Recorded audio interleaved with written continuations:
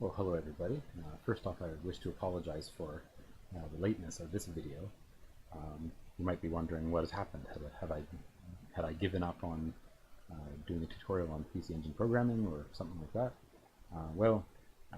The truth is that I guess the end of 2016, beginning of 2017, work got hard, and so I got laryngitis a couple times in a row, and then that kind of continued in the spring of 2017. Summertime was all right, but then I had a newborn baby born, and so I gotta be careful, and I gotta watch out for laryngitis again, or tonsillitis, etc. It just goes in circles. So basically, almost every week I kind of lost my voice, or I had to watch the quality of my voice that I wouldn't, be able to do my main job. So that's why I had taken a big break out of speaking in this YouTube video. Talking at length by myself takes a toll on my throat, and I guess so does everything in one's daily life. So, well, I'll wrap up this apology. Enjoy this video, and let's hope that I make a few more too. Okay. So, a new day, a new video. We're going to continue working on our tutorial programming the PC Engine. This is where we left off, just throwing some colors onto the screen and just cycling in an infinite loop like that. One thing I kind of forgot to do actually was acknowledge a couple of the timer interrupts, so I would do that here. You can mask the interrupts.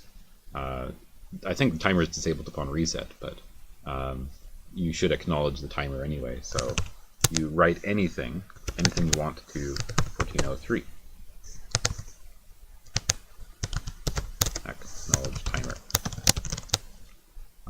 And also, I don't think I turned off the timer anywhere, so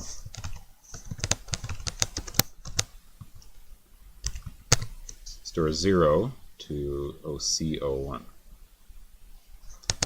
That turns off the timer.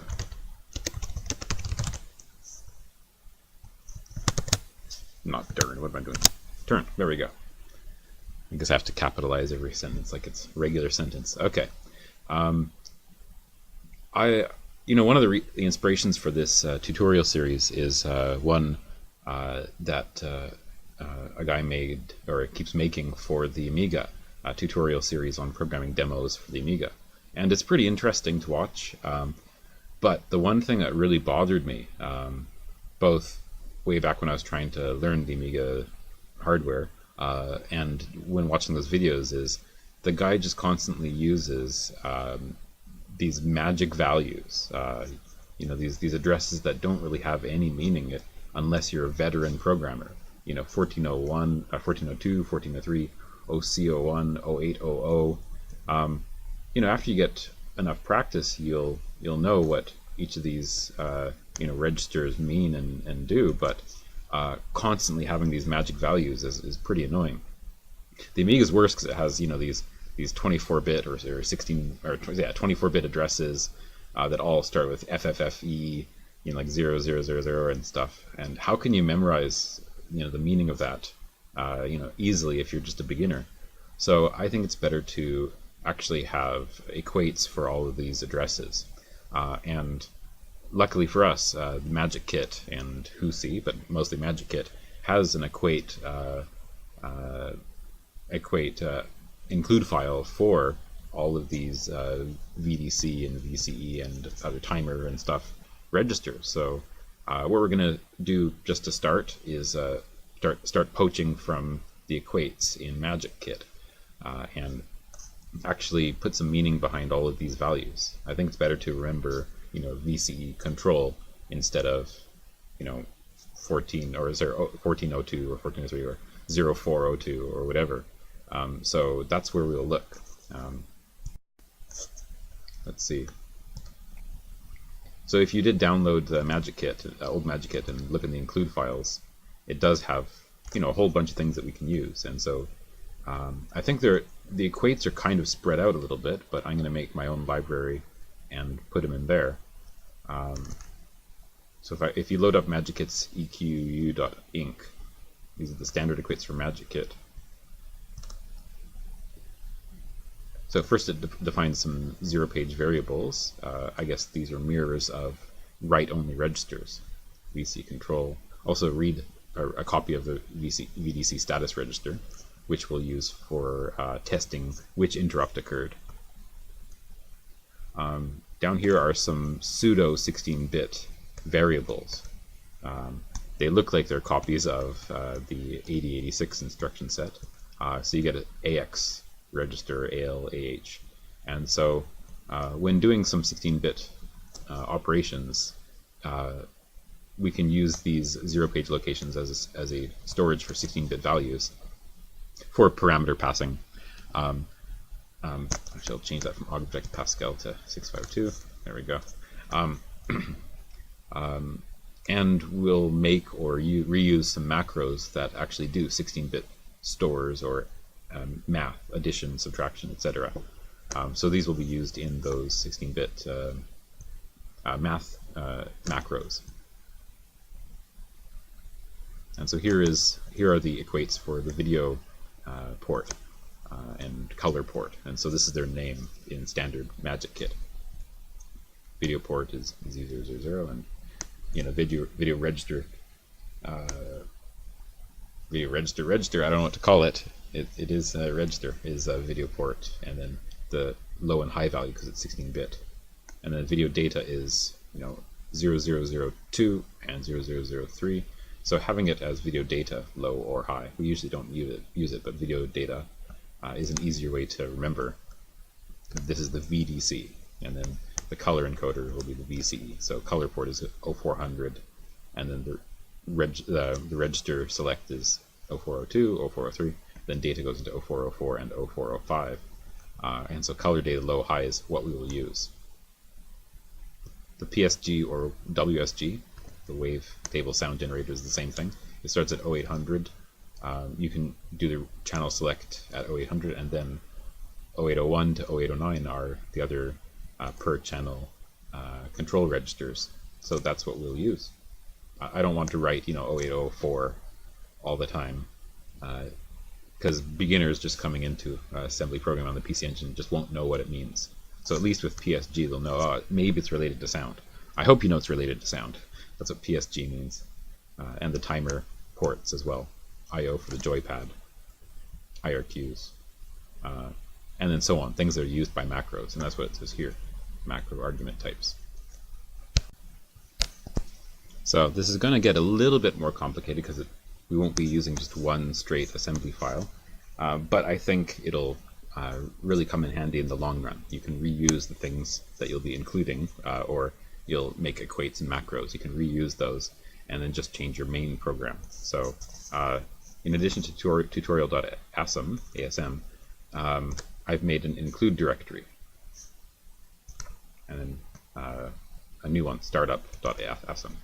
So it's still blank, but we can point to it from now.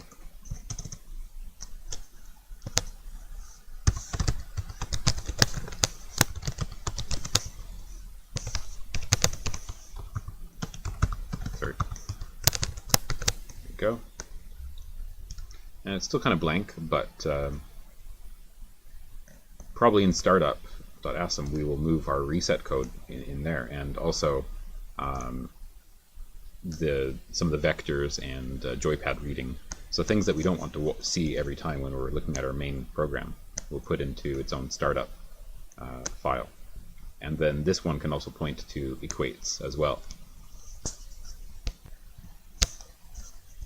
So what I'll do first is, in the include directory, I'll make a new file. The MagicKit one is called equ.inc. I'm just going to call them ASM. Why not? I mean, keep them all the same name. Your text editor will load them all up the same way. So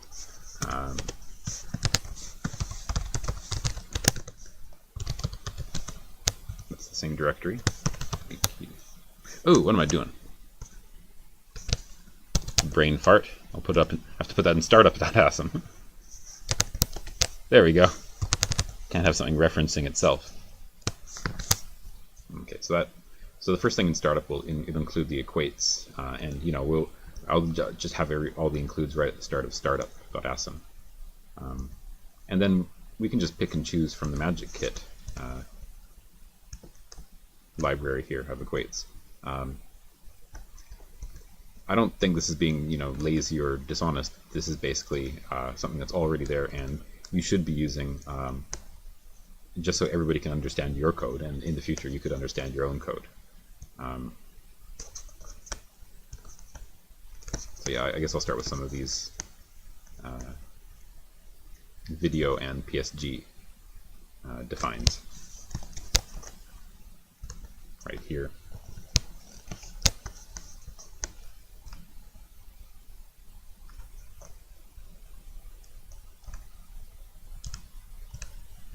Just to test that doesn't screw up or anything. Yeah, no problems.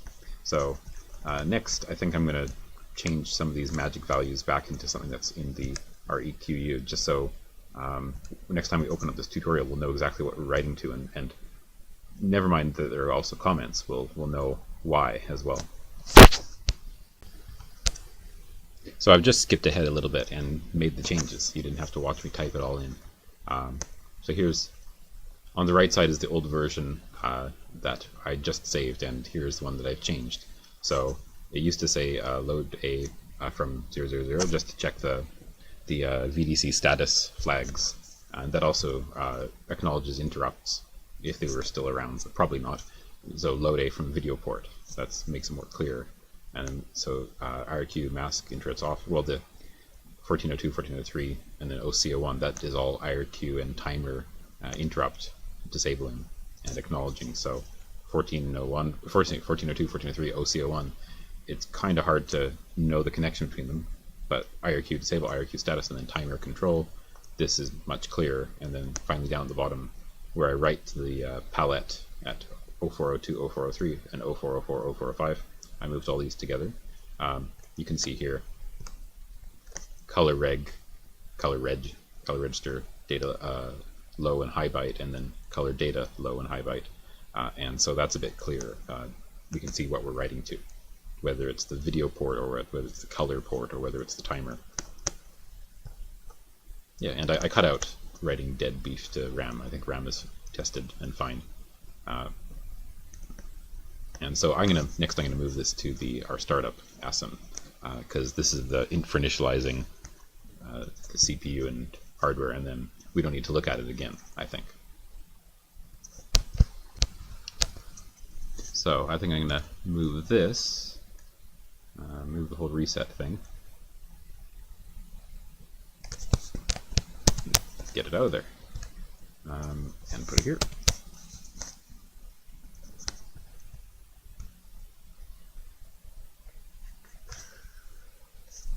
And yeah, this part is part of my main program.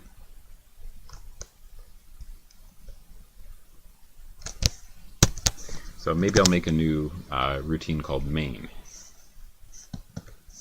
Jump. Main. I hope that's not a reserved variable or reserved address. So in my tutorial, it's always good to reuse code. Let's see. I think I'm going to have this start really high up. This is only a couple dozen bytes, so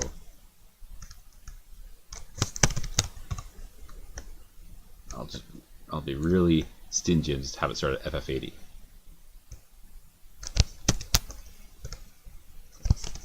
However, my main loop, will start at E000. I guess I should have saved that earlier. Okay, so first I'll include my startup.asm, which will put a reset vector at FFFE, and then it'll jump to reset, which is at FF80. It'll well, reset the CPU and stuff, and then jump to my main program right here. And then main will just cycle the colors and stuff. So I'll put my my main demo loop in here, and then just the really the low level stuff I'll keep separate. One thing I should do, which I haven't, because I haven't done yet, I mapped in all the RAM and stuff and turned off all the interrupts and things. It would be a wise idea from startup to clear all of RAM. So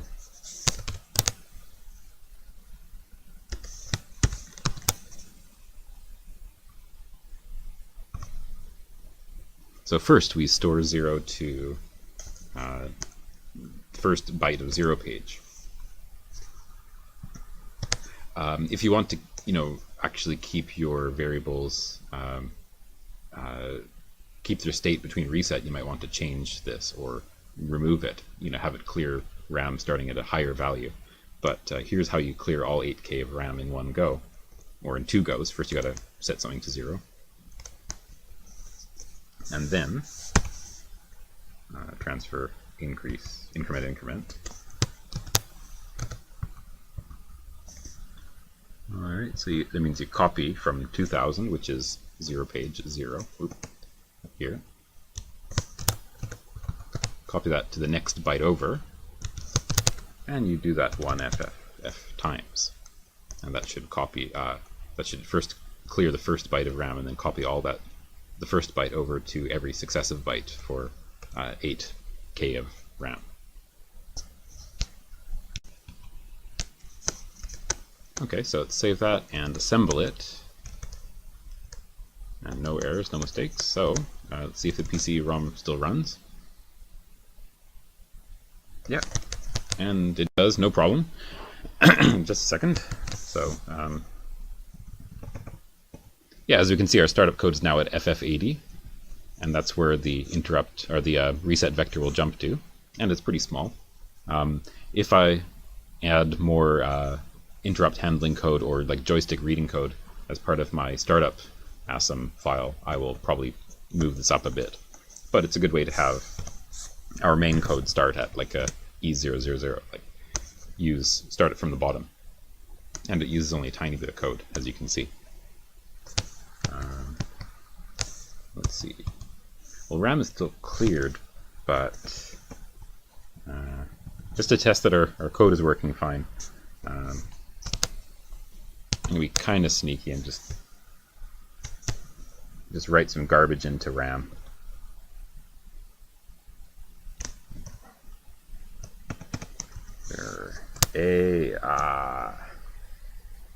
There. So the beginning of RAM and the end of RAM both have some junk in them. And so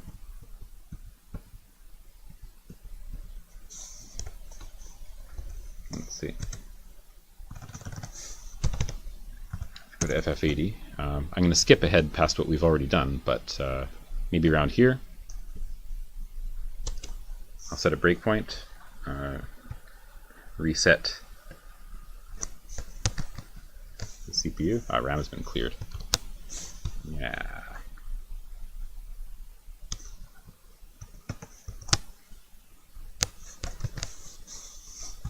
Run to the breakpoint. So RAM still has a bit of garbage in it, and that.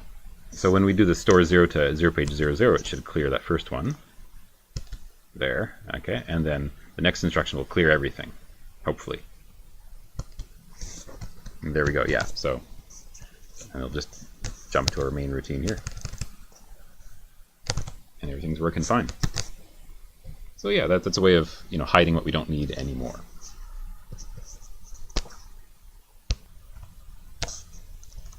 One more thing I'll do before I continue is edit this batch file. This is where the PC engine assembler is called, and if I do -s, it'll actually show the segments of RAM and ROM that are used up by our variables and ROM, which is kind of useful. So save that, and so next time we actually assemble it, it'll show the 0 page variables and RAM that are used up, as well as where our code starts and finishes. So that's kind of useful. It shows up how much of each bank is used up by actual data and or ROM and blank space.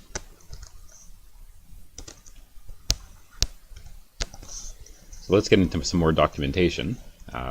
If you go to the old MagicKit with the include files and documents, you load up the CPU text file. It explains in general about the CPU, which I've done already in other videos, how memory mapping works, etc., etc. Here's where it shows in a bit more detail what the timer values do and which locations hold the timer countdown value and which ones enable and disable the timer, how you read the gamepad, how you turn the flags on and off for interrupts and acknowledge them, and then finally down here the interrupt vectors. So far we only have the reset vector activated. The rest are not mapped in or anything, so basically if some stray interrupt happens, the CPU will crash and go someplace off in the weeds. So we got to put in some vectors first and then actually make an RTI for each of them just to start in our startup code. You can see that there. I'll just push this to the side.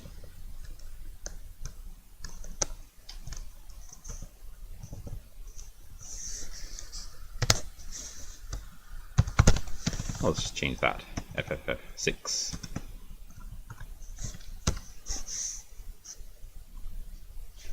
So the first is IRQ2, which is from a break or external IRQ. External would probably be the CD-ROM system, which creates IRQs when data comes in, I believe.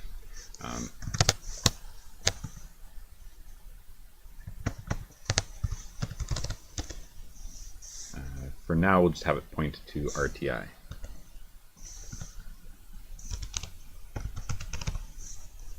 Probably it's simpler to do that. Next is IRQ1, which is the VDC RTI.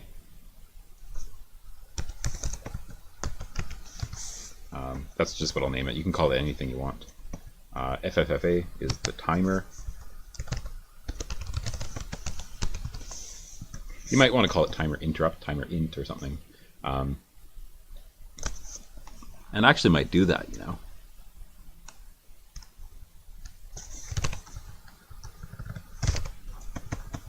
Not a bad idea. And I believe NMI is not even used in this in the PC Engine. So after the timer interrupt, there's NMI, non-maskable interrupt.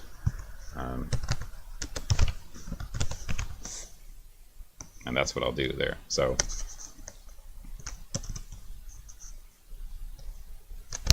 oops, not there.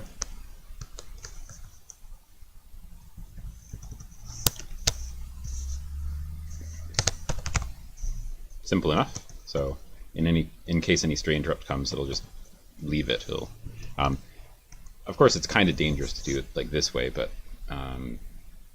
you know, if a stray interrupt comes in somehow, you already have something going wrong with your hardware probably. So software is not the problem, and software is not the way to overcome that problem.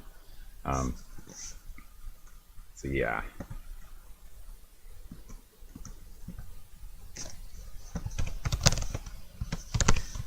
Usually the timer interrupt will acknowledge the interrupt, and then, you know, turn off interrupts or restart it or something. We won't do anything right now, so just do that.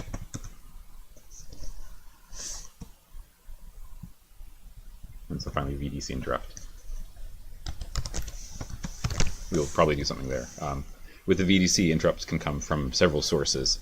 The most common is V blank, vertical retrace, and then there's also H blank, raster, compare, register interrupt. And so we'll have to handle both of those. Probably H blank should come first because it's most timing dependent. It's most crucial to have it fast, and then vertical retrace will come after that. So we'll handle that very soon. All right. So now we have some more vectors in there, which at least is a safer way to handle things.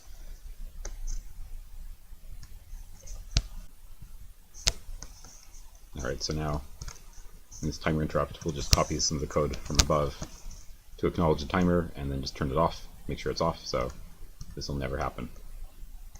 And that's mostly complete for now, so we actually don't need 2 RTIs in a row. Delete this one. There. That saves you some code. So the end of this timer interrupt will be the same as the my RTI, and that's all. Save 1 byte out of 8K. Maybe that sounds a bit extreme to most of you guys, but I guess that's what old school coders are used to doing. Optimize along the way whenever possible. Okay, the next thing I want to do is go to the MagicKit's old include libraries and take this macro inc and just copy it. Copy it over to our include directory. This contains all the macros in MagicKit, and we'll just copy them wholesale. Macro.asm. And then we'll include that in our startup.asm macro. So these come in handy. You can make your own macros and just put them right in here. And of course, if you've never used a macro assembler before, these are just extra pieces of code that you will include in your assembly file with just a small shortcut like this, stwz. And it also takes some kind of variables or numbers at the end of it. And this is not a subroutine; it won't use up the stack. It'll expand this short directive into whatever directives or instructions you have in between the macro definition, start, and end. So that's a way of hiding some of the dirtier or messier code in some short pseudo instructions. And since the 6280 is 8-bit, a lot of these come in handy. A lot of these STW, so the W means word, so it's a 16-bit sized save or load or whatever. And it explains what it does here, but I'll go through it kind of quickly too. So map, you give map some label name. It's probably in your ROM, and it could be in a different bank, and it'll load the correct bank of wherever that label is and load it into the correct page as well, all in one fell swoop. So that's pretty useful. So you can map in some graphics, having already defined where they're supposed to go, and this will just put it into the correct place every time. It doesn't save any of the MPR registers, the memory paging registers. You'll have to do that yourself, so be careful, but it's handy. And of course, stwz, it'll clear out 2 bytes in RAM wherever. Store 0 as a word. Same thing here. You store a word as a high byte, low byte of wherever. This /1 and /2 is actually part of the assembler. It's not anything specific to the 6280. You should read up on that, and that's probably in the documentation for the old MagicKit on usage and other things like that. Also maybe CPU and concepts. So I won't go into that too much, but basically I think /1 means variable 1 or operand 1 that comes right after STW, and then /2 means operand 2. So if you do STW and then if you do STW $5 and then 2000, something like that, operand 1 is of course the explicit number 5. It's an absolute number 5. And then it'll store 0005 to 2000 and 2001. So it'll first load A with 5, and then it'll store that to 2000, low byte. And then it'll load, well, the high byte of 5, which is 0, and then it'll store that to 2001, because it's, low Indian or big Indian or whatever it's called.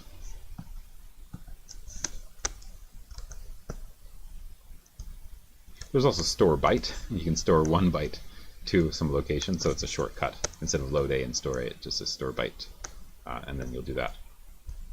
So that's what the /1/2 mean. Okay. Yeah, there are a couple other pre-processing modes for the assembler. So all of these things, /number equals a conditional. You should read up on that yourself, or just don't worry about it. Treat these as real instructions, which you can use several addressing modes for. Okay, whether it's a literal number or whether it's a one variable or whatnot. And it explains it here. Add a word adds a word to whatever address you specify, and then it'll save it to that address again. Add with carry, so you can chain word size addition, subtract with carry. You can chain word size subtractions. You can test the bits or the values at a word location. You can increment a whole word at a time. That's pretty useful. Decrement's a bit longer. Yeah, and then you can roll word size, so you can carry over. Actually, for example, if you do logical shift right word, that'll copy the bits from the high byte down to the low byte, and then so you can chain 16 bits at a time when you do a roll or a shift. Negative, add, subtract. This is just a shortcut for set carry, subtract with carry. Okay. Add is of course clear carry, add with carry. So that's just a shortcut. And then branch if lower, branch if higher the same, branch if higher. These are just again new labels or new names given to the branch of carry clear, branch of carry set instructions, because sometimes is it lower, is it higher the same, is it higher? Those things sometimes get confusing. Which flags do you test for these conditions? There are some long branch macros. So in case the place you're branching to is more than 127 bytes away, either way, this will give you a long branch. If negative equal, if plus, minus, etc. And as it says here, these are the same as store word or add word, but they'll preserve the accumulator, the contents of the accumulator, by pushing and pulling before doing it. So if you really need to preserve the accumulator, you, I guess, do underscore store word or underscore add word. We will make our own macros probably, and this is where we can fit them. So just a really quick overview of the macros that come with MagicKit. And some people don't use them. Some people say, don't use a macro, you might forget it. But really, these word-wide macros, you'll be using them all the time. Add word or store word, because basically, if you're writing to the VDC, you'll be using words a lot of times. Alrighty. Okay, so now if we assemble whatever we have right now and go to tutorial.list, the listing file, it'll list everything, including all the libraries, the equates, the macros, all the macros, even if it's it's not creating any code here, because macros don't generate code by themselves, but it's really long, and you might not be able to find your own code until the very bottom, which is down here. So if you like that, fine, you can just have everything spat out in a huge long listing file, and sometimes that's useful. You want to check out what your deep down code has done or what your macros have done. But if you don't like that, there are a couple things you can do to change it. Right now this batch file has -m, which is expand macros always. So if you take that out, then it won't expand the macros in general. But also here's where the list and mlist directives come in. If you copy this just for your own code, there, and then you turn off listing for all the includes, no list and no macro list, then you can selectively turn on and off the listing of all the includes and things that it links to in your assembly file and in the listing file. So if you do that again, there we go, no problem. So now it's nice and short. It's just the opcodes and your code for your own main assembly file. Anyway, I wanted to test out one of the macros just to show what it creates. So in our main loop, so store word 1, 2, 3, 4, just basic values. And when you do comma, you don't need a space. You do that if you want, or that if you want. I usually do a space. In RAM 2030. There. So right now I have macro listing and macro expansion on in my main assembly file. So it's actually going to show, I'll do the listing file. It's actually going to show it expanded right here. So it shows the main macro, store word, and then to 2030. And then still it's kind of using some equates, low byte, high byte. So if you look at the opcodes here, of course 1, 2, 3, 4. This of 3, 4 of course is the lowest value. So A9, 3, 4, load A with 34. 8D, 3020, store that into RAM 2030. And then A912, it'll load the top byte, 1, 2, and it does 8D 3120, store that to 2031. So high byte of 2030. Well, that's kind of counterintuitive, but I guess I'll leave that up to the assembler. Assembler's kind of weird way of writing it. But the high byte of 2030 is not 2030, it's actually 2030 plus 1, so 2031. There you go. So this is what the macros do. Instead of having 4 lines in your code, you just have it as one long line, and that's useful, I gotta say.